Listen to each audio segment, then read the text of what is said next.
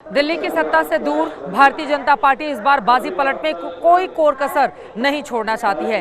यही कारण है कि बीजेपी के दिग्गजों के अलावा सहयोगियों की भी मदद ली जा रही है ताकि दिल्ली में अपनी जीत को मजबूती से लेकर आगे बढ़ा जा सके। 26 साल का बड़ा सूखा यहां पर भारतीय जनता पार्टी के लिए पड़ा रहा, लेकिन इस बार क्या जीत के फॉर्मूले को बीजेपी ने कर लिया है डीकोड? पूर्वांचल के लोग अपने को फर्जी वोटर कहने वाले को सजा देने के लिए, सबक देने के लिए भी निकलेंगे। इस बार का चुनाव दिल्ली की दशा और दिशा बदलने वाला चुनाव। दिल्ली में शीश महल वाली सरकार नहीं चाहिए। दिल्ली आम आदमी पार्टी के बहाने नहीं, बदलाव चाहती है। दिल्ली में भाजपा सरकार चाहती है। 5 तारीख को ऐसे अरविंद केजरीवाल का अहंकार टूटने वाला है। तो अरविंद केजरीवाल अब दिल्ली के सामने एक्सपोज हो गए। प्रचार के आखिरी दिन बीजेपी के सांसदों ने एकजुटता दिखाने के लिए साझा प्रेस कॉन्फ्रेंस की। बीजेपी के प्रदेश अध्यक्ष वीरेंद्र सचदेवा के साथ 7 में से 6 सांसद स्टेज पर दिखे। इन सांसदों ने चुनाव प्रचार में पूरी ताकत झोंकी। बीजेपी उम्मीदवारों को जिताने के लिए दिन रात एक किया।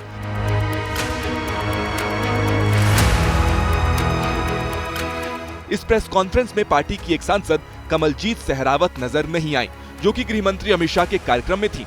बाकी सब ने पार्टी की जीत का दावा किया। जो इलीगल घुसपैठियों के बल पे चुनाव जीतना चाहता था, मेरी पार्टी ने, मेरे प्रदेश अध्यक्ष ने जैसे जोंक पे नमक डालते हैं वैसे उनको सीधा किया है। अब दिल्ली की जनता उनके साथ नहीं चलेगी जो कहते हैं पी लो इंडिया। बीजेपी ने इस बार विधानसभा चुनाव बेहद ही आक्रामक और सधे तरीके से लड़ा है।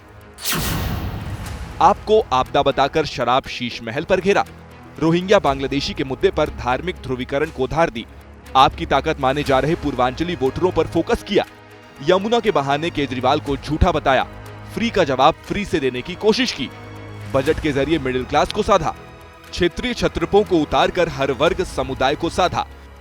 इन 7 मुद्दों पर बीजेपी ने पूरे चुनाव कैंपेन को फोकस किया।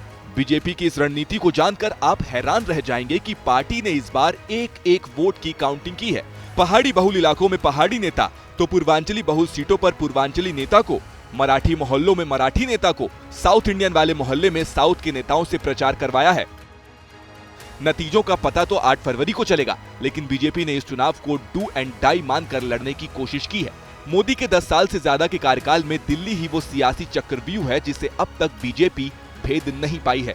यही वजह है कि हर उस सियासी अस्त्र शस्त्र का इस्तेमाल किया गया है जिससे पार्टी का 27 साल का सूखा खत्म हो सकता है।